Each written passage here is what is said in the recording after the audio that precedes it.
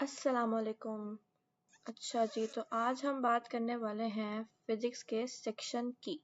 Met quest 95 में जो physics का सेक्शन था हम उसकी बात करेंगे, जो कि क्वेश्चन नंबर 35 से स्टार्ट हुआ था, सॉरी 36 से स्टार्ट हुआ था और 65 तक गया था। क्योंकि पहले 35 जो MCQs थे वो हमारे पास बायो के थे और उसके बाद हमारे पास फिजिक्स का सेक्शन स्टार्ट हुआ था। तो हम बात करेंगे फिजिक्स के सेक्शन की, मेट क्वेस्ट 95 की। तो let's move towards the first question and the first question is the change in position of a body from its initial position to its final position is। हमारे पास कुछ महान लोग यहाँ पर थे जिन्होंने इसका आंसर बोथ लगाया था। हालांकि इसका आंसर बोथ नहीं है, इसका आंसर है डिस्प्लेसमेंट। इसको थोड़ा सा मैं आपको बताते चलूँगा इसका आंसर डिस्प्लेसमेंट क्यों है। तो अब आप देखें कि सपोज हमारे पास एक पॉइंट है A और एक पॉइंट है B। तो यहाँ से यहाँ तक एक चीज़ मूव की है, सॉरी स्ट्रेट लाइन बनाते ज़्यादा एक्यूरेसी के लिए। तो यहाँ से हमारे पास यहाँ तक एक बॉडी मूव किया, तो ये होगी उसकी डिस्प्लेसमेंट। ठीक है, DIS से शो कर दें डिस्प्लेसमेंट को और डिस्टेंस को हम सिर्फ D से शो कर लेते हैं। और ये वही पॉइंट A था, वही पॉइंट B था। यहाँ से यहाँ तक बॉडी मूव की ऐसे, सपोज ऐसे गई थी, सपोज ऐसे गई थी, सपोज पूरे पेज का चक्कर लगाते लगाते फिर उस पॉइंट P पे गई है। गई तो पॉइंट B पे ही है ना। तो ये हो गया, जो भी उसने पाथ फॉलो किया ना वो उसका हो गया डिस्टेंस, यानी जो जिस तरीके से वो असल में गई है। तो डिस्प्लेसमेंट और डिस्टेंस में फ़र्क क्या है? Displacement is the shortest possible distance and distance is the path actually followed by the body. ठीक हो गया। तो मतलब अगर हम इसकी बात करें ना, तो जो ये वाला डिस्टेंस है ना वो उसकी डिस्प्लेसमेंट भी कहलाएगा, मगर ये जो बाकी सारे डिस्टेंसेस है ना ये उसकी डिस्प्लेसमेंट नहीं कहलाएंगे, सिर्फ डिस्टेंस ही रहेंगे। क्यों? क्योंकि जो डिस्प्लेसमेंट होती है उसको हम सोचते थे एक शॉर्टकट है। ठीक हो गया। तो अब जरूरी तो नहीं है कि हर दफ़ा इंसान शॉर्टकट ही ले, कभी कभार लंबे रास्ते से भी जाना पड़ जाता है। जैसे आजकल PGC हड़तालों पर है, PGC के सारे स्टूडेंट्स निकले हुए प्रोटेस्ट करें बाहर, तो शॉर्टकट सपोज उन्होंने ब्लॉक किया हुआ है तो फिर लंबे रास्ते से जाना ही पड़ेगा ना उनको। तो बस वो हमारे पास हो जाएगा डिस्टेंस।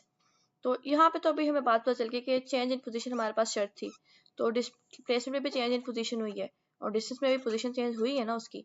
लेकिन एक हमारे पास स्पेसिफिक केस आता है, और सपोज हम बात कर रहे हैं ये एक पॉइंट A है और बॉडी मूव की थी इस पॉइंट A से, वापस घूमते घुमाते होते होते इसी पॉइंट A पर आ गई। ठीक हो गया। तो अब हम थोड़ा सा इसको देखते हैं, डिस्प्लेसमेंट। ठीक हो गया।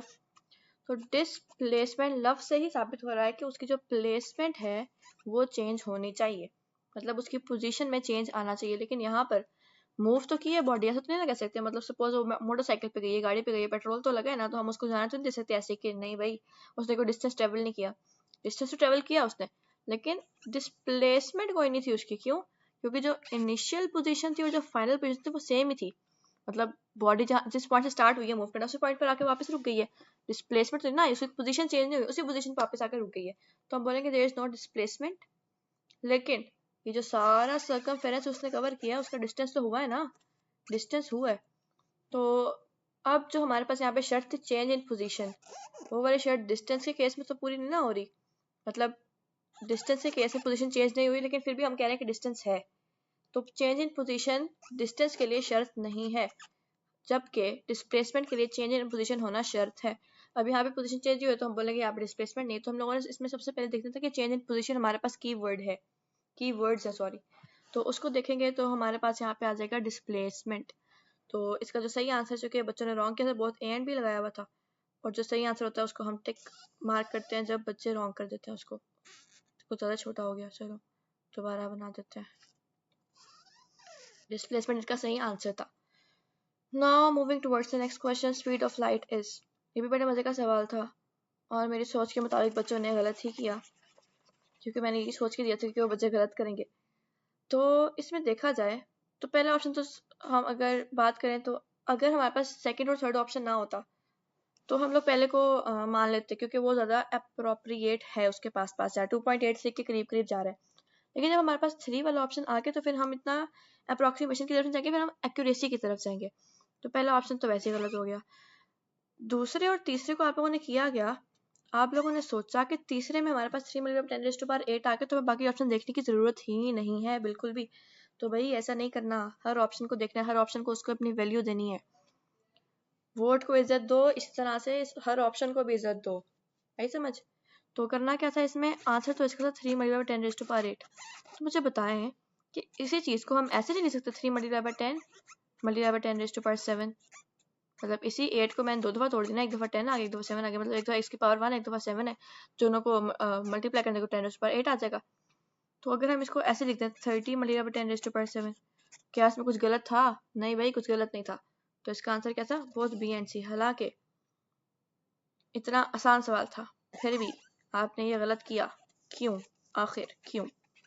सवाल आप बच्चों से, इतना गलत क्यों किया आपने? ऐसा नहीं करना था बच्चों। चलो हम 38 पर चलते हैं। Area of VT graph represents. सबसे पहले हम बना लेते हैं वीटी ग्राफ। वी यहाँ पर है, टी हमारे पास यहाँ पर है, वी, और सपोज ये ऐसे है कांस्टेंट एक्सेलरेशन के साथ। तो अच्छा, अभी ग्राफ देख के जो मैंने कांस्टेंट एक्सेलरेशन बोला, देख सुन के डरना नहीं है। जब हम ग्राफ्स वाला टॉपिक पढ़ेंगे इंशाल्लाह जब ये चैप्टर पढ़ेंगे फोर्स एंड मोशन वाला, तो सारे ग्राफ्स एज इट इज बिल्कुल डेप्थ में जाके हम डिटेल में स्टडी करेंगे, तो आपको समझ लग जाएगी कि मैंने इसको कांस्टेंट एक्सेलरेशन क्यों बोला है। अभी बस एमसीक्यू तक ही स्टिक रहते हैं। तो हमें पता है कि डिस्टेंस की बात करें तो वो होता है v मल्टीप्लाई बाई टी। ठीक हो गया। तो v ये है, t ये, मतलब ये लेंथ है, ये विड्थ है।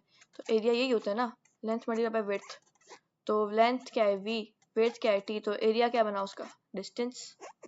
सही हो गया। तो हमारे पास जिसका एरिया होगा वो डिस्टेंस होगा। Wow, what a hexagon. लेकिन हमें हेक्सागोन चाहिए नहीं, हम तो सर्कल बनाते हैं। नहीं, उसने हेक्सागोन ही बनाना। चलो खैर, हेक्सागोन के साथ चलते हैं हम। हमारे पास इसका आंसर है डिस्टेंस। ठीक हो गया। Now moving towards the next question. The next question is, nobody begins to move or come to rest by itself, stated by। अच्छा, अब हमारा मसला क्या है ना, हमें अपने मुसलमानों पर ना कभी भी यकीन था ही नहीं। मतलब हम सोच ही नहीं सकते कि मुसलमान भी अच्छा काम कर सकता है। तो बच्चों ने इसी मेंटालिटी को आगे रखते हुए इसका आंसर लगाया था न्यूटन। हालांकि इसका आंसर न्यूटन नहीं है, इसका आंसर था अबू अली सीना। फिजिक्स की जो हमारी बुक है उसके अंदर हमारे पास एक येलो बॉक्स है। हाँ, ग्रीन बॉक्स तो नहीं होता, पीडीएफ में येलो बॉक्सेस होते हैं जो कि सर खपाते हैं, येलो बॉक्सेस। तो मकसद ये था इस एमसीक्यू को डालने का, कोई येलो बॉक्स आपने स्किप नहीं करना, कोई छोटी छोटी डिटेल्स स्किप नहीं करनी। एमटीकैट 2025 is not an easy job, ठीक है। तो और ये भी बात हो चुकी है, नोटिफाई हो चुकी है कि जो अगला एमटीकैट है it would not be a piece of cake, ठीक है। जैसे यूएचएस 2024 बड़ा ही आसान पेपर था, बच्चों ने 199 नंबर ले लिए, तो ऑब्वियस ही बात है कुछ तो होगा ना उसमें आसान इतना। तो आप सोच सकते हैं ना कि 11,000 बच्चों के 180 प्लस मार्क्स आ गए हैं, तो कुछ तो इतने आसानी वाली बात होगी उसमें। लेकिन जितना उसे क्रिटिसाइज कर दिया गया तो अगले साल से पेपर इतना आसान ही होने लगे। तो थोड़ा सा आप लोगों ने डेप्थ में जाके पढ़ना है हर चीज़ को। अगर न्यूटन की बात करते चले ना, तो न्यूटन ने फॉर्मूला दिया था, लेकिन अबू अली सीना ने यही वर्डिंग के साथ वाली बात बोली थी।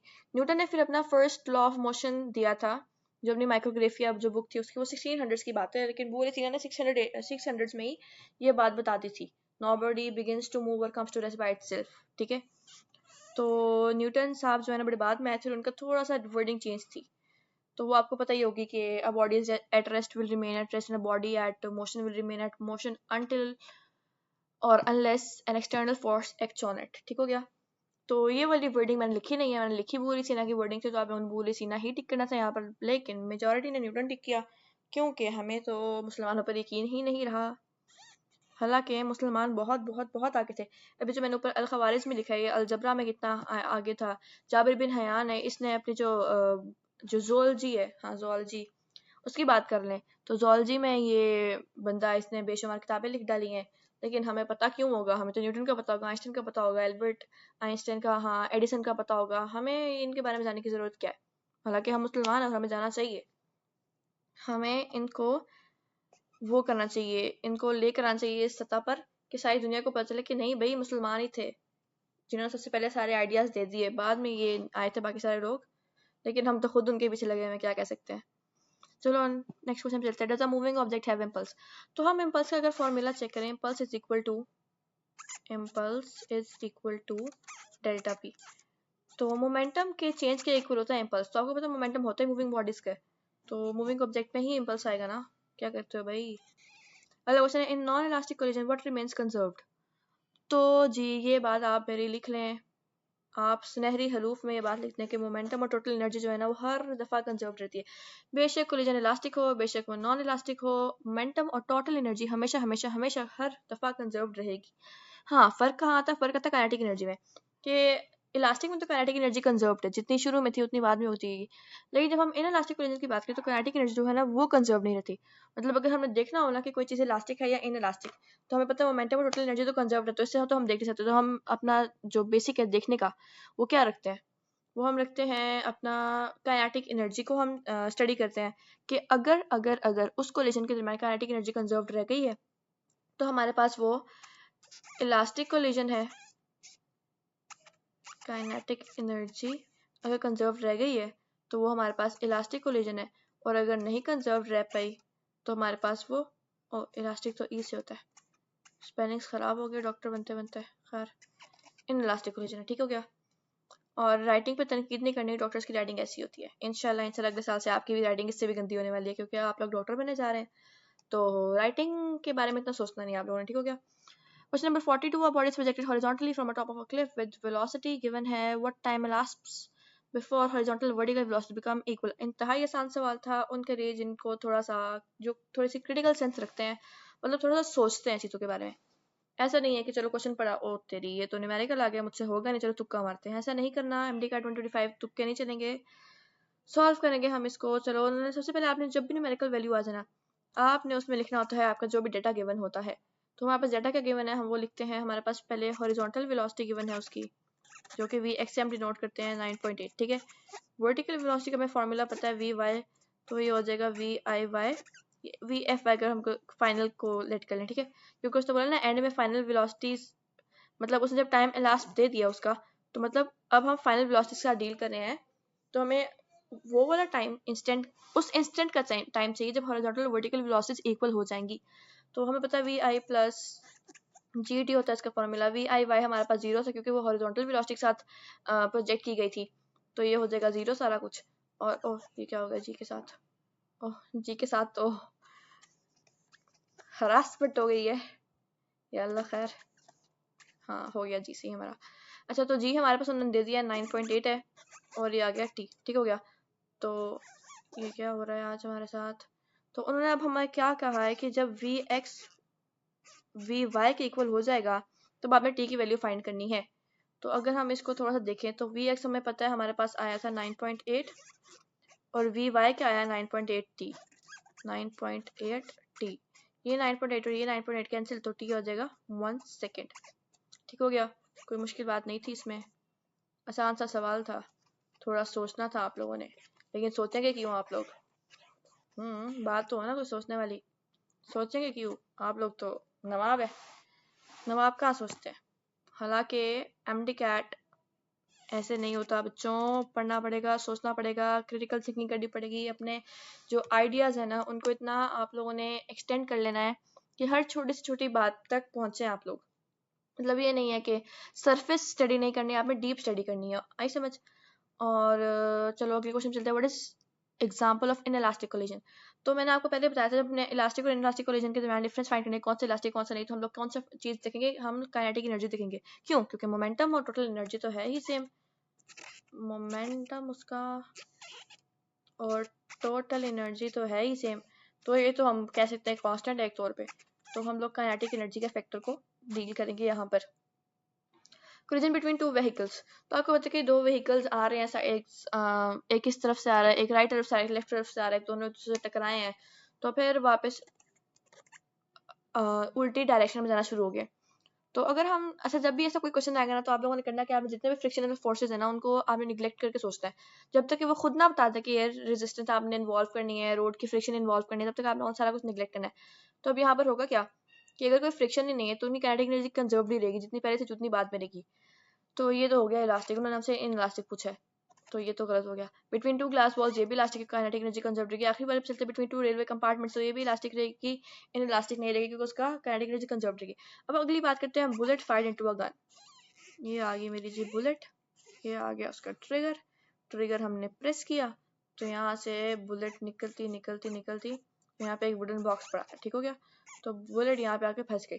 अब हुआ क्या कि पहले जो बुलेट काइनेटिक एनर्जी के साथ आ रही थी, क्योंकि उसमें मोशन था। आपको पता है kinetic energy is the energy possessed due to its motion. तो मोशन की वजह से जो बुलेट आ रही थी, यहाँ पर आके तो वो मोशनलेस नहीं हो गया, मतलब यहाँ पे आके वो फंस गया है, वो आगे जा ही नहीं पा रहा। तो हम ये नहीं बोलेंगे कि मोशन खत्म हो गया। मोशन खत्म हो तो मतलब क्या, काइनेटिक एनर्जी सारी की सारी लूज हो गई है। तो यहाँ पे इसको बोलेंगे इनइलास्टिक कोलिजन। क्यों? क्योंकि काइनेटिक एनर्जी कंजर्व नहीं रह पाई। तो इसको हम मिटाते चलते हैं। तो ये हमारे पास क्या आ जाएगा, इसका ऑप्शन चार्ली आ जाएगा। ये आ गया, इसको ऑप्शन सी वाला ठीक हो गया। Next question is body moves 6 meter north, 8 meter east, 10 meter vertically upward. What is the resultant displacement from initial position? फटाफट से इसको करते हैं। तो जब भी आपको पता रिजल्ट आपने फाइंड करना होता है तो ऐसे फाइंड करते हैं हम। चलो पहले इसको बनाते हैं। ये हमारे पास ऊपर होता है नॉर्थ, साउथ, ईस्ट, वेस्ट। उन्होंने क्या कहा है, 6 मीटर नॉर्थ में गई है, मतलब यहाँ तक आई है। सपोज 8 मीटर ईस्ट में गई है, मतलब सपोज यहाँ पे 8 है, 8 मीटर ईस्ट में गई है। तीसरी बात जो उन्होंने की है ना, 8 मीटर वर्टिकली अपवर्ड्स, तो अपवर्ड्स वाली बात तो हम सोचते थे कि दोबारा 8 मीटर नॉर्थ में गई है, लेकिन जो ये बात है ना वर्टिकली अपवर्ड, उसका मतलब है कि ये हमारे पास था वाई एक्सेस, ये हमारे पास था एक्स एक्सेस। अब जो वो गई है ना, वो किसी जी एक्सेस में गई है वर्टिकली अपवर्ड्स, ऊपर की तरफ। आई समझ? मतलब जी एक्सेस यहाँ पर होता है ना, तो वो इस एक्सेस के अलॉन्ग गई है वर्टिकली अपवर्ड्स। मतलब इसको हम डिनोट कर देते हैं आउट ऑफ द पेज, मतलब बाहर की तरफ निकली है वो। तो हम ये नहीं कह सकते कि इसमें सिर्फ 2 एक्सेस इन्वॉल्व है, इसमें 3 एक्सेस इन्वॉल्व है। तो हमें पता है कि जो वाई एक्सेस होता है हमारे पास वो होता है जे वेक्टर, एक्स एक्सेस में हमारे पास होता है आई वेक्टर, और जी एक्सेस हमारे पास 10 मीटर है, जो कि हो जाएगा हमारे पास के वेक्टर। अब हम रिजल्टेंट जब फाइंड करते हैं तो हम उसको पाइथागोरस थ्योरम से फाइंड करते हैं। तो हो जाएगा हमारे पास सबके वेक्टर्स के सम होता है ना, एक्स का स्क्वायर प्लस वाई का स्क्वायर प्लस जेड का स्क्वायर का होल स्क्वायर रूट होता है। तो हम डायरेक्ट लिख देते हैं यहाँ पे। वेक्टर्स हमें लिखने की जरूरत नहीं है क्योंकि हम मैग्नीट्यूड फाइंड करना चाह रहे हैं। तो हम यहाँ पे डायरेक्ट लिखते हैं 6 का स्क्वायर, सॉरी पहले हम तरतीब से चलते हैं। पहले एक्स वाला वेक्टर लिख देते हैं 8 का स्क्वायर प्लस वाई वाला है हमारे पास 6 का स्क्वायर प्लस जी वाला है हमारे पास 10 का स्क्वायर। इसको सॉल्व करते हैं, हमारे पास आंसर आता है 10 अंडर रूट 2 या स्क्वायर रूट 2। कुछ बच्चों का इतराज होता है कि इसको अंडर रूट नहीं स्क्वायर रूट बोलते हैं, तो उन बच्चों से माजरत, ये हमने स्क्वायर रूट कर दिया इसको। तो ये बड़ा आसान सा सवाल था, थोड़ा टेक्निकल था, थोड़ा टाइम आपने देना था हर क्वेश्चन को। अच्छा बात क्या होती है कि आप लोग क्वेश्चन में ज़्यादा सोचते नहीं है, हालांकि आपने पूरा टाइम देना होता है हर क्वेश्चन के पास। आपके पास ना हर क्वेश्चन के लिए ऑलमोस्ट 1 मिनट होता ही होता है, क्योंकि आपके पास होते हैं 200 क्वेश्चन और आपके पास टाइम 10 मिनट्स होते हैं, ठीक है। तो हर क्वेश्चन का 1 मिनट ऊपर से 10 मिनट आपके पास एक्स्ट्रा भी होते हैं, तो देयर इज एम्पल टाइम। लेकिन तब एम्पल टाइम है जब आप लोग टाइम वेस्ट ना करें। मतलब कुछ बच्चे होते हैं जो पहले क्वेश्चन पे बैठे रहते पहले 15 मिनट तो गए उधर ही, तो उस 15 मिनट में आपने 10 मिनट एक्स्ट्रा भी खा लिए और बाकी 4 एमसीक्यूज के 4 मिनट भी खा लिए। तो फिर बाद में एंड में जाके आपको हेक्टिक सिचुएशन से गुजरना पड़ता है। तो आपने करना क्या है, जब कोई क्वेश्चन नहीं आ रहा, move towards the next one. बाकी सबको अपना टाइम दो, जो एंड में टाइम बचता है ना एक्स्ट्रा, उसमें उन क्वेश्चन को डील करो जो नहीं आ रहा था। अगले क्वेश्चन में चलते हैं। अगला क्वेश्चन है the ratio of displacement along the diameter and total distance along circle is. अच्छा जी, अब इन्होंने किया गया, हमारे पास एक क्वेश्चन है 2017 के एमडी कैट का, ठीक हो गया। तो उन्होंने रेशियो जो पूछी है ना, वो एक ही चीज की नहीं पूछी, 2 अलग अलग चीजों की पूछी है। मतलब डिस्प्लेसमेंट डायमीटर की लेनी है और डिस्टेंस पूरे सर्कल का लेना है। तो पहले हम पूरा सर्कल बना देते हैं। ये हमारे पास आ गया उसका मिड पॉइंट, ठीक हो गया। तो यहाँ से यहाँ तक रेडियस है, ये रेडियस है आर, और आर टोटल डायमीटर हमारे पास हो जाएगा 2r। तो हम इसको अगर लिखें तो हमारे पास, अगर हम पहले डिस्प्लेसमेंट रेशियो डिस्टेंस को हम ऐसे वैसे डिनोट करते हैं, ऐसे कर लेते हैं, ठीक है। ये तो एस का कचूमर निकल गया, एक सेकेंड, ऐसे ठीक हो गया। तो हमारे पास रेड से लिखते हैं डिस्प्लेसमेंट क्या है उसकी 2r, क्योंकि उन्होंने कहा डिस्प्लेसमेंट अलोंग द डायमीटर, ये हमारे पास है 2r। और डिस्टेंस अलोंग द सर्कल, मतलब ये सारी जो सर्कमफेरेंस है ना, इसका डिस्टेंस। तो सर्कमफेरेंस का फॉर्मूला हमें पता होता है 2πr। ये सर्कल ही मेरा बड़ा हो गया, और भाई सर्कल नहीं बड़ा करना था, इतनी गंदी लाइनें मारी थी, फिर भी सीधा सर्कल बना दिया। वाह, ये वाला डिस्टेंस फाइंड करना था हमने। तो ये हमारे पास हो गया 2πr। वैसे ना डायग्राम बड़ी प्यारी लग रही है, मतलब समझ नहीं आ रहा है, कुछ नया ही कोई चीज़ लग रही है, खूबसूरत लग रही है। चलो कोई नहीं, खैर डायग्राम को छोड़ते हैं। तो हमारे पास जो डिस्टेंस आया ना, वो हमारे पास आ गया 2πr, ठीक हो गया। यही पूछा उन्होंने क्वेश्चन में, तो ये वाला ऑप्शन हमारे पास ये गिवन है, ठीक हो गया। लेकिन आप बच्चों ने किया क्या, आप लोगों ने जैसे ऊपर स्पीड वाले केस में किया था, वही आपने सेम इसी में किया, आपने ये वाला ऑप्शन टिक कर दिया। हालांकि अगर हम इसको सिंप्लीफाई करने लगे तो 1:π बचता है, जो सा वाला ऑप्शन वो भी गिवन है। तो इसका ऑप्शन था बोथ बी एंड सी। लेकिन आप लोगों ने तो इतना सोचने की सहमत ही नहीं की, आपने कहा नहीं जी हमें तो आता सारा कुछ, देख लिया हम लोगों ने, वो वाला ऑप्शन गिवन है, तो हम लोग अगले वाले ऑप्शन की बात करेंगे ही नहीं। आंसर मिल गया, बात ही खत्म सारी। ऐसा नहीं करना बच्चों बार बार, इसीलिए मैंने इस तरह के एमसीक्यू ज़्यादा दिए ताकि बार बार आपकी इस बात की प्रैक्टिस हो कि आपने हर एमसीक्यू के हर क्वेश्चन को इम्पोर्टेंस देनी है बच्चों। अच्छा जी, मतलब मैं सर्कल बनाती हूँ वो हेक्सागोन बन जाता, पता नहीं इसकी क्या ऑब्सेशन है हेक्सागोन के साथ। अच्छा, एक मैं आपको बात बता चलती हूँ कि मैंने असल में ना ये बात मैंने क्यों सीखी है, कैसे सीखी। मैंने एक दफ़ा एक टेस्ट दिया था, तो उसमें अल्फा ऑप्शन था आई गेस 1, बीटा ऑप्शन था 3, चार्ली ऑप्शन था 9/3 और डेल्टा ऑप्शन जो था ना वो हमारे पास था बी एंड सी। ठीक हो गया। क्वेश्चन सॉल्व किया मैंने तो उसका आंसर 3 आ रहा था, तो मैंने टिक कर दिया। मैंने कहा वाह आई एम सो जीनियस, पहले दफ़ा में आंसर आ गया। लेकिन असल बात क्या थी कि जब मैं उसकी डिस्कशन सुन रही थी तो मैंने देखा कि 3 और जो 9/3 है उसको अगर हम सिंप्लीफाई करें तो उसका आंसर भी तो 3 आता है ना। मतलब कितनी फजूल मिस्टेक थी मेरी, और मेरा एमसीक्यू गलत हो गया। तो इसका आंसर बहुत बी एंड सी था। तो तब से मैं सोचा कि जब कभी मुझे मौका मिले किसी सवाल करने का तो मैं भी ऐसे सवाल बनाऊंगी जिससे बाद में पछतावा हो। ठीक हो गया ना, आप लोगों को हो भी रहा होगा भी पछतावा। तो हम नेक्स्ट क्वेश्चन पर चलते हैं। Distance travelled by a moving car with velocity given है, एक्सेलरेशन गिवन है। एक्सेलरेशन नहीं, असल में डिसेलरेशन गिवन है, मतलब एक्सेलरेशन नेगेटिव साइड पे जा रही है, वेलोसिटी मतलब डिक्रीज कर रही है। ठीक है, यानी कि कॉन्स्टेंटली डिक्रीज करती जा रही है वेलोसिटी, तो हम बोलेंगे डिसेलरेशन हो रही है, एक्सेलरेशन नहीं हो रही। एक्सेलरेशन हम तब बोलते हैं जब वेलोसिटी कॉन्स्टेंटली इंक्रीज करती। तो हमें पास डिस्टेंस का फॉर्मूला पता है हमारे पास, न्यूटन वो इक्वेशन ऑफ मोशन से V I T plus half G T square. जी हमारे पास यहाँ पे हो जाएगा ए, इतना बड़ा ए तो नहीं लिखते ना, छोटा ही लिख देते हैं। जी हमारे पास हो जाएगा ए, चूंकि डिसेलरेशन हो रही है तो हम ए को लेट करेंगे -2। डिसेलरेशन हो रही है, नेगेटिव साइड है, तो हम -2 लेट करेंगे। तो ये हो जाएगा वी हमारे पास 2 है, टी हमारे पास 15 है, प्लस हाफ ए हमारे पास 2 है, सॉरी -2, और ये हो जाएगा टी स्क्वायर मतलब 2 का स्क्वायर। ये हो जाएगा 30 - 4 जिसका आंसर आएगा 26।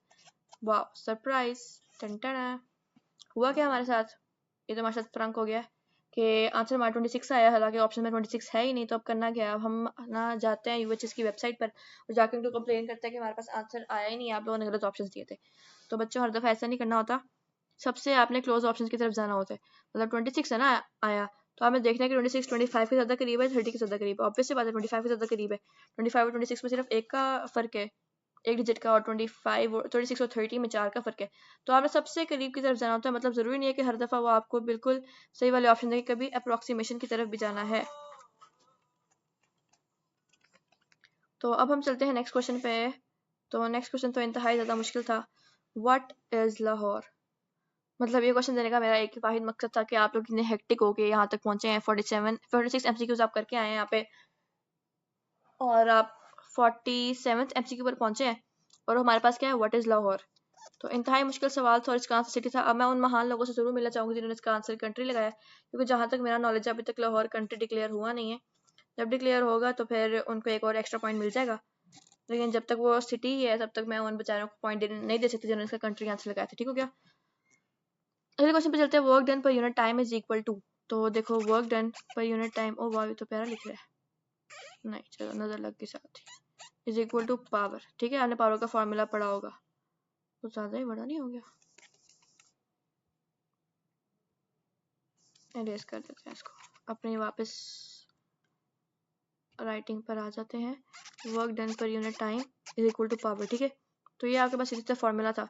और अगर वर्क डन की जगह हम एनर्जी भी लिखते हैं, एनर्जी पर यूनिट टाइम, तो वो भी कुछ गलत नहीं होगा, क्योंकि वर्क डन एनर्जी के ही इक्वल होता है।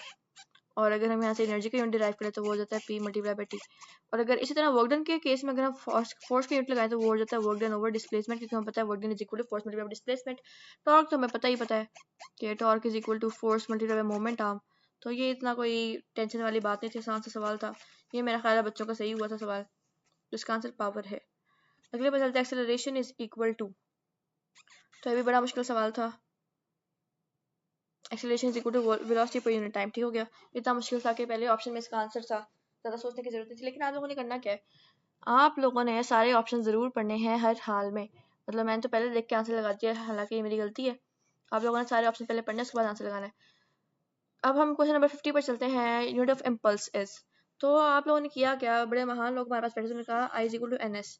तो गलत तो नहीं था ये, लेकिन ये गलत हो गया क्योंकि यूनिट जो है ना वो ऑल है यहाँ पर। ऑल कैसे हम देखते हैं, I is equal to N S, हमें पता है I is equal to N S कैसे आता है, फोर्स मल्टीप्लाई बाय टाइम, ठीक हो गया। तो इसी को थोड़ा सा ड्राइव करते हैं। फोर्स की यूनिट हमारे बेस यूनिट होता है केजी मीटर पर square second, multiply by time की यूनिट सेकंड। तो इसका 2 और इसका 1 कैंसिल, तो यहाँ पे -1 रह गया, तो केजी मीटर पर सेकंड। तो ये वाला यूनिट भी सही हो गया ना। आखिरी वाला चलते हैं, फोर्स मल्टीप्लाई बाय टाइम। अभी हमने ऊपर पढ़ा है force is equal to work over displacement, पढ़ के आए हैं ना, मल्टीप्लाई बाय टी। ये डिस्प्लेसमेंट का मेरा ट्रायंगल बन जाता है बार बार, पता नहीं क्या मसाइल है। डिस्प्लेसमेंट, ठीक है। तो वर्क डन हमारे पास होता है जूल्स पर डिस्प्लेसमेंट, मतलब पर मीटर, और टाइम हमारे पास सेकंड है, तो ये जूल पर मीटर सेकंड। तो आखिरी वाला ऑप्शन भी ठीक हो गया। तो हमारे पास इसका असली ऑप्शन जो था ना वो ऑल था, लेकिन आप बच्चों ने सुननी तो है नहीं, आप लोगों ने पहले एक ही ऑप्शन देख लेना और आपने कहना हमें आता है। हालांकि ऐसा नहीं करना, ये मेजर गलती होती है बच्चों को, मतलब बच्चों की तैयारी अच्छी होती है, उनको आता होता है टेस्ट पेपर एमडी कैट का, लेकिन ये छोटी छोटी गलतियों की वजह से वो रह जाते हैं हम सारे। तो बस इन गलतियों से गुरेज करना है। क्वेश्चन नंबर 51 है, which of the following is greater work, ठीक हो गया। तो ये 2017 का क्वेश्चन है हमारे पास। तो आप लोगों ने करना क्या होता है कि जब भी इसमें कोई क्वेश्चन है ना, आपने साइन कन्वेंशन को इग्नोर करना होता है, ठीक है। साइन कन्वेंशन हमें बता क्या रही होती है कि अगर फोर्स हम लोगों ने इस डायरेक्शन में लगाया है तो डिस्प्लेसमेंट इस डायरेक्शन में लगी है, वर्क डन नहीं होता ना, फोर्स मल्टीप्लाई डिस्प्लेसमेंट, तो फिर हम बोलेंगे साइन वर्क डन का नेगेटिव है। और अगर फोर्स इस डायरेक्शन में लगाया है तो ऑब्जेक्ट भी इसी डायरेक्शन में डिस्प्लेस हो रहा है, हम बोलेंगे वर्क डन पॉजिटिव है। तो ये नेगेटिव और पॉजिटिव जो भी है ना, सिर्फ उसकी डायरेक्शन बता रहा है, उसके मैग्नीट्यूड पे इसका कोई असर नहीं है। तो मैग्नीट्यूड को देखने के लिए ना, मतलब ग्रेटर और स्मॉलर वर्क को देखने के लिए हम साइन कन्वेंशन को इग्नोर करते हैं और सिर्फ देखते हैं कि मैग्नीट्यूड किसका ग्रेटर है। कुछ बच्चों ने +200 लगाया था कि वो सही तब होता जब हम साइन को भी देखते होते, लेकिन हम साइन को इसमें इग्नोर करते हैं, तो इसका जो ग्रेटेस्ट वर्क है ना वो -1000 था। अगले सवाल पर चलते हैं। हमारे पास अगला सवाल बड़ा ही आसान था। अब देख लें, आपके एनएमडी कैट नम्स 2020 में आया हुआ था, तो आप देख सकते हैं कि एमडी कैट में सारे क्वेश्चन इतने मुश्किल नहीं होते, तो इंतहाई आसान सवाल भी आए होते हैं। तो ये है kilowatt hour is the unit of. तो अगर सपोज आपको नहीं याद आ रहा किलो वॉट आर किसका यूनिट है, तो आप लोगों ने क्या करना है, आप लोगों ने ना इसको तोड़ देना है। किलो को छोड़ते पहले वॉट आर की बात करते हैं। वॉट आर, वॉट हमारे पास पावर का यूनिट है, आर हमारे पास टाइम का यूनिट है, और हमें पता है पावर मल्टीप्लाई बाय टाइम क्या होता है, एनर्जी। तो इलेक्ट्रिकल एनर्जी का यूनिट आ गया, ठीक हो गया। फोर्स का नहीं भाई, सिर्फ एनर्जी। हाँ, तो ये बात थी। तो किलो हमने क्यों लगाया, इसको थोड़ा सा बड़ा करने के लिए, जो कि हो जाता है 3.6 multiply by 10 raised to power 6 joules, या फिर मेगा जूल्स लिख सकते हैं हम इसको। तो ये भी बड़ा आसान सा सवाल था, एमडी कैट का ही सवाल है, नम्स का 2020 का सवाल था ये। 2020 गायब हो गया। हाँ, तो ये इलेक्ट्रिकल एनर्जी इसका आंसर, ठीक हो गया।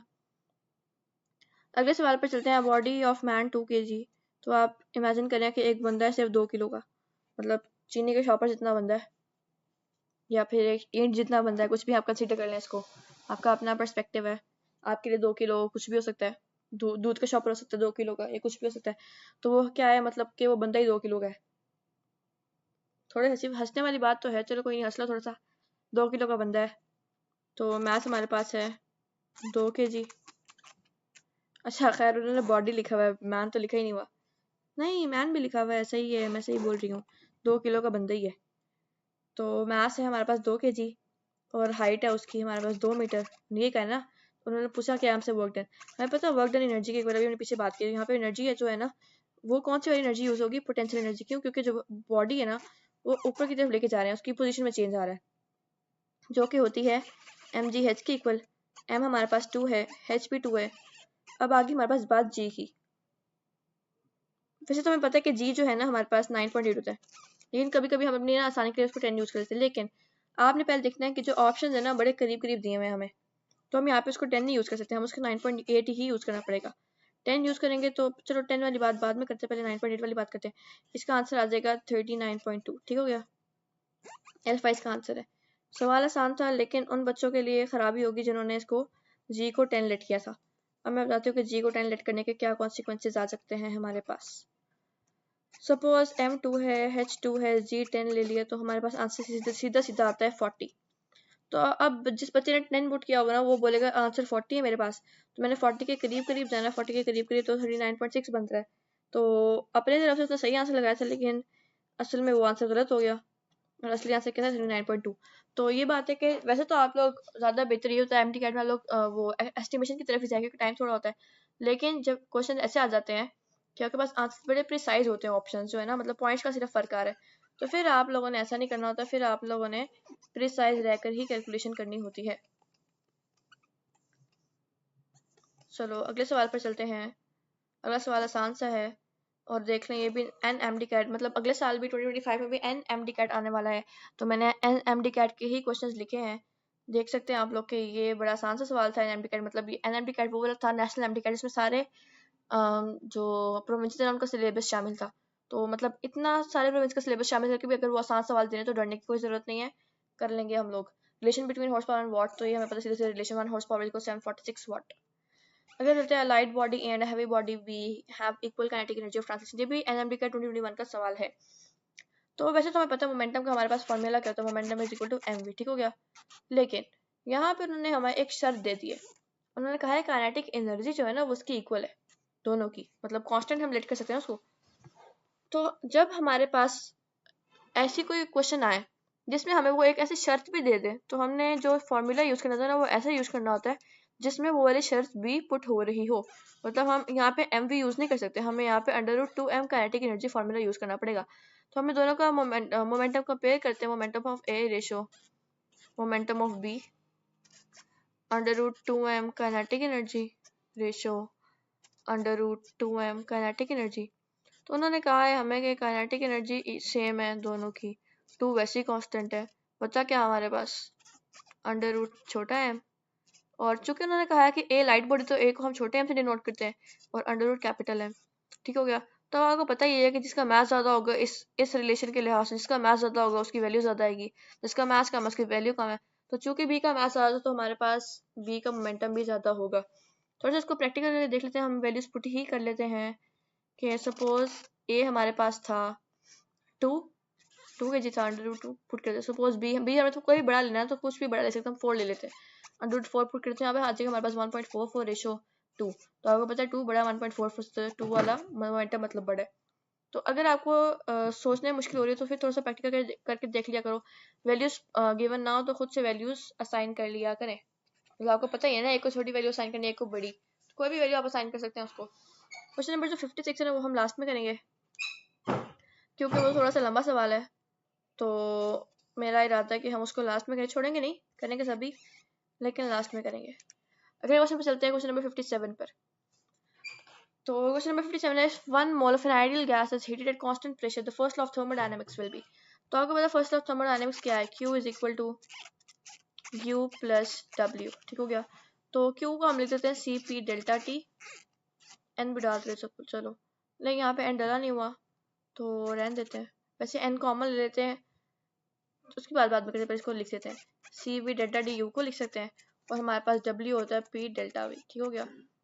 तो ये हमारे पास फॉर्मूला आता है फर्स्ट ऑफ थर्मोडायनेमिक्स, जो कि हमारे पास थर्ड यहाँ पे ऑप्शन है।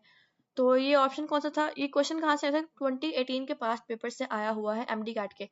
तो ये अभी बस इतना ही आप लोग समझे इसको, जब हम लोग ये वाला चैप्टर करेंगे चैप्टर 11 तो इंशाल्लाह हम इसको प्रॉपर देखेंगे, इसको डिराइव कैसे किया है, इसकी डेरिवेशन क्यों और कैसे आई है।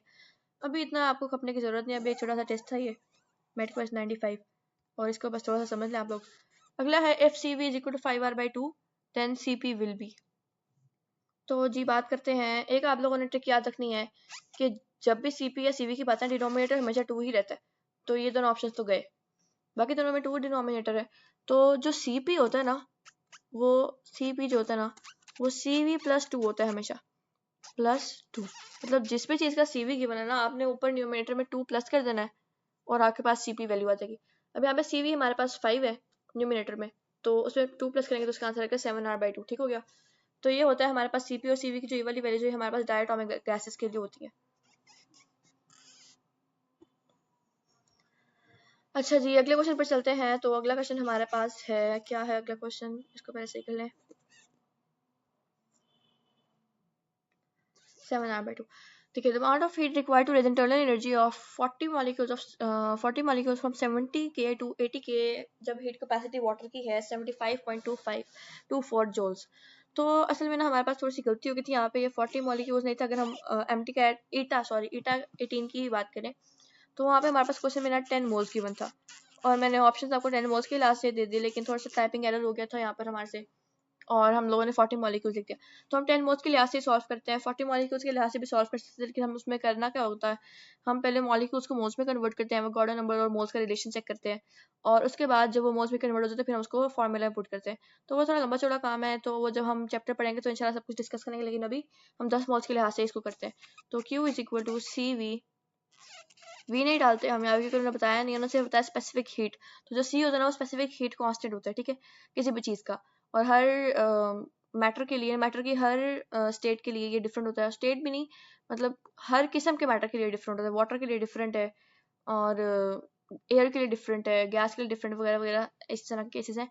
तो ये हो जाएगा हमारे पास सी डेल्टा टी, और यहाँ पे एन भी आता है, एन नंबर ऑफ मोल्स है 10 हो गया, ये हो जाएगा 75.24, और टी हमारे पता है 10 हो जाएगा 24। हाँ 10 कैसे आया हमारे पास, 70 के माइनस 80 के माइनस 70 के, मतलब डिफरेंस तो उसका 10 ही है ना, 10 केल्विन ही टेम्परेचर बढ़ा है, तो हम लोग डेल्टा टी लेना होता है, तो इसका आंसर आ जाएगा 7524 जूल्स। ठीक हो गया। चलो अगले सवाल पर चलते हैं। Cp minus Cv value, find if 3 moles of the gas is given। तो उन बच्चों के लिए आसान है जिनको ये वाला रिलेशन पता हो कि Cp minus Cv is equal to NR। ठीक हो गया। हमने ये वैल्यू फाइंड करनी है, सिंपल, उन्होंने 3 मोल्स दे दिए, तो हम लोगों ने क्या करना है, सिर्फ और सिर्फ n की वैल्यू डालने से वो जान हमारे पास 3R। तो कोई मुश्किल सवाल नहीं था, इतना आसान सवाल था, फौरन से हो भी गया। तो यही बात है, टेंशन नहीं लेनी होती, फौरन से बस थोड़ा सा देखना होता है उसको, आ जाता है। टेंशन से एक बात याद आई कि अभी जो मैं आपके लिए वीडियो बना रही हूँ ना, ये मेरा कोई 5वां ट्राई है। चौथे और तीसरे ट्राई में तो ऐसा हुआ था कि मैंने पूरे 40 मिनट की वीडियो बना ली थी, लेकिन चौथे वाले ट्राई में हुआ यूँ था कि 40 मिनट की वीडियो बनने के बाद उसमें कोई मेरा साउंड सिर्फ 3 मिनट का ही आया हुआ था, मतलब जो मैं कॉन्टिन्यूस बोली जा रही हूँ सिर्फ 3 मिनट की रिकॉर्डिंग हुई थी आवाज़ की, और बाकी की जो 37 मिनट से वो आवाज़ रिकॉर्ड नहीं हुई। और जो इससे पहले वाला ट्राई था उसमें मैंने सारी वीडियो बना ली, और एंड में पता नहीं क्या हुआ, वीडियो खुद ही डिलीट हो गई, तो इसलिए थोड़ा देर भी हुई थी इसको अपलोड करने में। तो मसला ये था, फिर मैंने क्या किया, मैंने अपने पापा को मैसेज किया कि I am done with that, मैं आगे नहीं करूँगी, बस मेरी हार मान चुकी हूँ मैं, बाहर में चाहे सारा कुछ, मुझे नहीं पढ़ाना बच्चों को। लेकिन फिर उन्होंने मुझे ये कहा कि जब आपने किसका इरादा कर लिया ना तो फिर आपको पीछे नहीं हटना, या तो इरादा ही नहीं करना, या जब कर लिया इरादा तो फिर डटे रहना है। और एक और बात थी कि उन्होंने मुझे समझाया कि जब भी आप कोई भी काम करने लगो, सबसे पहले आपने क्या करना होता है, आपने अल्लाह का नाम लेना होता है, बिस्मिल्लाह पढ़नी होती है, दुआ मांगनी होती है अल्लाह ताला से, तो फिर अल्लाह ताला खुद ही बरकत डालता है। ऐसा हो नहीं सकता कि आप अल्लाह के नाम से स्टार्ट करो और फिर उसमें काम खराब हो जाए। तो इसको बताने का मकसद सिर्फ यही था आप लोगों को, कि जब भी आप लोगों को लगे ना कि आप लोग हारने लगे हो, या फिर आप लोग उदास हो गए हो वगैरह वगैरह, एंग्जाइटी, टेंशन, डिप्रेशन, कुछ भी आप लोगों को लग रहा है आपके पास पास आ रहा है, तो करना क्या है, आपने फ़ौरन से उठना है, नफल पढ़ने हैं 2 वज़ू करके, और अल्लाह ताला से दुआ करनी है। ये तो आपको पता है ना, अला बिज़िक्रिल्लाहि तत्मइन्नुल क़ुलूब, सिर्फ अल्लाह के ज़िक्र में ही है दिल का सुकून। तो ऐसा नहीं करना कि जब आप लोग परेशान हो जाओ तो फिर रील्स खोल के देखना शुरू कर दो, या फिर सैड सॉन्ग सुनने लग जाओ। करना क्या है, आप लोगों ने थोड़ा से कुरान पाक पढ़ लेना है, या फिर नमाज़ वगैरह पढ़ लेनी, दुआ करनी है अल्लाह ताला से। तो मुझे बताओ कि अगर इंसान फुल मेहनत कर रहा है और अल्लाह ताला से दुआ भी कर रहा है, तो ऐसे कैसे हो सकता है कि वो उसको अपनी डिज़ायर्ड चीज़ ना मिले? मतलब ये तो पॉसिबल ही नहीं ना, कि अगर वो अपना 100% दे भी रहा है और अल्लाह ताला से फुल जोश के साथ दुआएं भी मांग रहा है, तो अल्लाह ताला क्यों नहीं देंगे उसको वो चीज़? तो दुआ ऐसे करने के अल्लाह ताला हमारे हक में बेहतर है तो दे दे, नहीं भी बेहतर तो बेहतर बना के दे दे। ठीक हो गया। मतलब हर हाल में चाहिए ही चाहिए, तो हर हाल में लेना ही लेना उसको। लेकिन उसमें एक फ़र्क ये आ जाता है कि ये भी एक आयत है कि इंसान के लिए वही है जिसके लिए वो मेहनत करता है। तो मेहनत पूरी करनी है, ऐसा नहीं हो कि सिर्फ दुआओं पे बैठे रहो। दुआएं भी होती हैं, मौजे होते हैं, लेकिन मेहनत के साथ ही होंगे मौजे, क्योंकि हर बंदा ही दुआएं कर रहा है इस वक्त, हर बंदा ही मेहनत भी कर रहा है, तो आपने उस बंदे से ऊपर जाना है, खुद को उसके ऊपर लेके जाना। ठीक हो गया। तो परेशान नहीं होना, टेंशन डिप्रेशन के पास जाना भी नहीं है। जब टेंशन डिप्रेशन होने लगे ना, तो बस कोई ना कोई सूरत सुन लेनी है। ठीक हो गया। सैड सॉन्ग भी सुनने, ये जो पता नहीं आजकल कोई नए नए सिंगर्स आए हुए हैं, तो उनके सॉन्ग सुनने के बजाय सूरह यासीन बैठ के सुन लिया करो। ठीक हो गया। और इसके अलावा सूरह रहमान सुन लिया करो, उससे बड़ा सुकून मिलता है। अगला क्वेश्चन है जी हमारे पास, question number 61, what is the value of heat energy in adiabatic process. अच्छा, ये मेरे एमडी कैट का सवाल है 2024 का, इसका आंसर है 0, क्योंकि एडियाबैटिक प्रोसेस में जो हीट चेंज होता है ना वो 0 होता है, और आइसोथर्मल प्रोसेस में जो टेम्परेचर चेंज है वो 0 होता है। अगला सवाल है, formula V is equal to W Q represents. मैंने थोड़ा सा यूएचएस वाला काम किया, आउट ऑफ सिलेबस जाने की कोशिश की है, तो आउट ऑफ सिलेबस जाने की कोशिश की है, तो सिलेबस में मेडिकल के सिलेबस में ये वाला चैप्टर था नहीं, लेकिन फिर भी ये इतना मुश्किल सवाल नहीं था, तो इसका ऑप्शन था इलेक्ट्रिकल पोटेंशियल। आपको पता है वी जो है ना वो पोटेंशियल एनर्जी को ही शो कर रहा होता है, एनर्जी को नहीं सॉरी पोटेंशियल डिफरेंस को शो कर रहा होता है वी। आगे चलते हैं, length of a wire is double then resistivity. इस तो बड़े से ज़्यादा लोग हमारे पास बैठे हुए थे, उन्होंने किया क्या, उन्होंने कहा कि लेंथ डबल हो रही है ना तो रेजिस्टिविटी भी डबल हो रही है। बड़ा आसान सा सवाल था, उन्होंने सोचा कि ये तो बड़ा आसान सा वाला पॉइंट मिल गया हमें, हालांकि ऐसा नहीं होता। तो ये होता है हमारे पास रेजिस्टिविटी, जिसको रो से शो करते हैं, हमारे पास होते हैं resistance. Length, area, radius, diameter, resistance in सब फैक्टर्स पर डिपेंड करती है। वाह, कुछ नई चीज़ बन गई। हाँ, हालांकि लेंथ कहाँ गया, length, length, area, resistance, diameter, जो रेजिस्टिविटी है ना किसी चीज़ पर डिपेंड नहीं करती। तो अगर हम लेंथ को 100 दफ़ा बढ़ा दें, 200 दफ़ा बढ़ा दें, 1 करोड़ दफ़ा बढ़ा दें, या फिर 1,24,000 दफ़ा बढ़ा दें, रेजिस्टिविटी पर कोई फ़र्क नहीं पड़ेगा। Resistivity is the property of the material itself. Material छोटा है मटेरियल बड़ा है, उसकी रेजिस्टिविटी तो उसी की प्रॉपर्टी है ना, वो वही देगी। ठीक हो गया। तो अगली बात है, heat added to system at constant volume is used to. अब आपको पता है कि हाँ, एक सेकेंड पहले सबको रेस कर लेते हैं।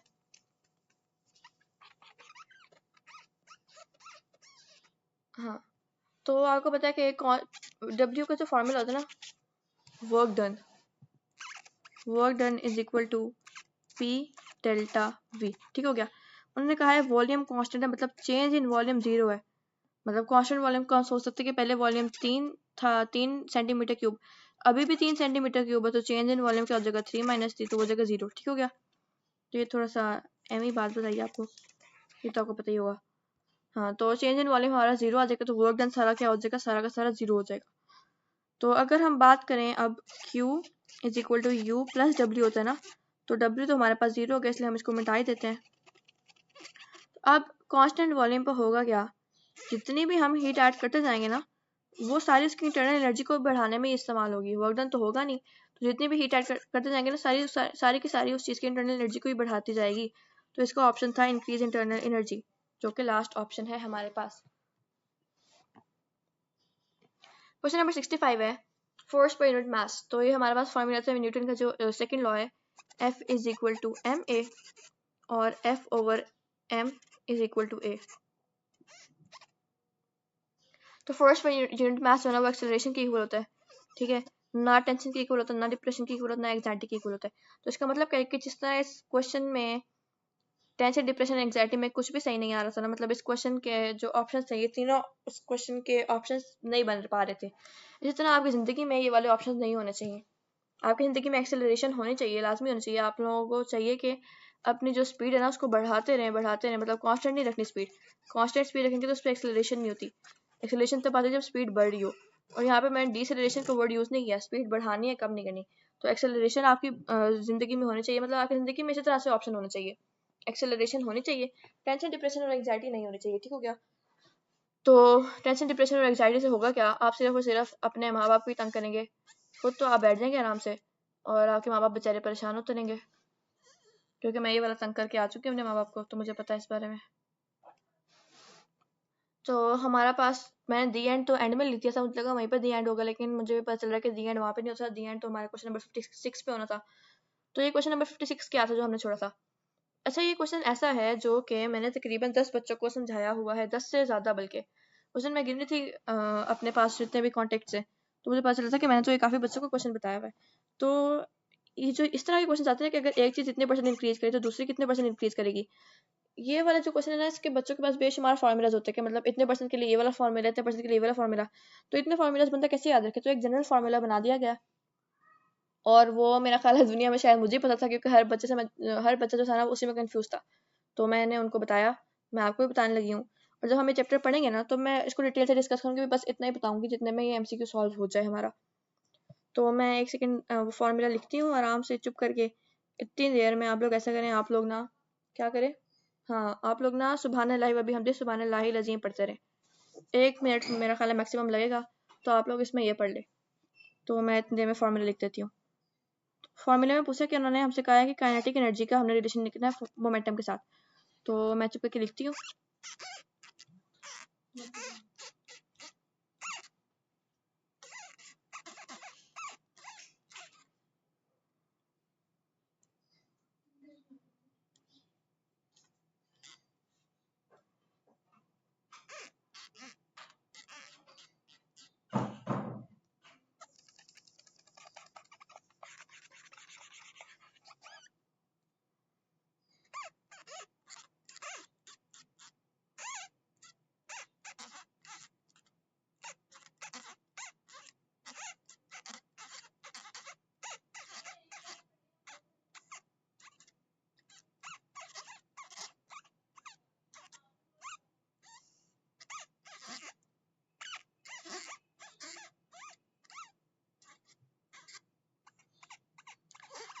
अच्छा जी, तो बच्चों पढ़ लिया आप लोगों ने?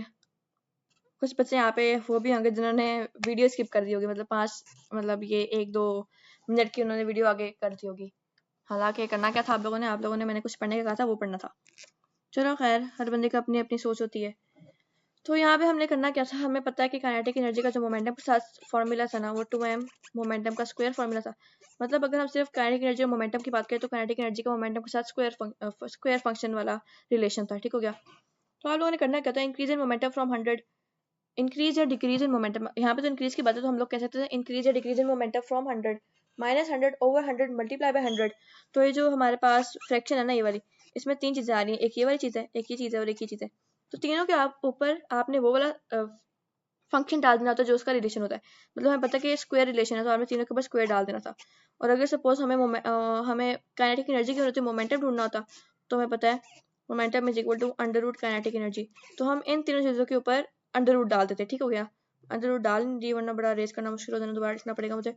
तो इन तीनों चीज़ों के ऊपर अंडर रूट डाल देना। इसलिए मैंने बताया था कि ये फॉर्मूला थोड़ा सा लंबा था, लंबा नहीं था, मतलब इसमें थोड़े से 2-3 अलग अलग कॉन्वर्टेशन आते हैं। तो इसलिए अभी हम ना सिर्फ अपने क्वेश्चन तक ही रहेंगे महदूद, बाकी बातें बाद में करेंगे। जब चैप्टर पढ़ेंगे तब हम इसका हर तरह से सिचुएशन को डील करेंगे। अभी बस यहीं तक रहते हैं। तो इसका आंसर क्या आ जाना था, मैंने भी आपको बताया कि इंक्रीज फ्रॉम 100, 13% इंक्रीज हुआ, लेकिन 100 में कितना इंक्रीज हुआ तो ये हो जाएगा हमारे पास 113। ठीक हो गया? 113 का स्क्वायर माइनस 100 का स्क्वायर ओवर 100 का स्क्वायर मल्टीप्लाई बाय 100, ये हो गया। इसका आंसर सारा कुछ सॉल्व करके ना हमारे पास आता है 27.69% समथिंग।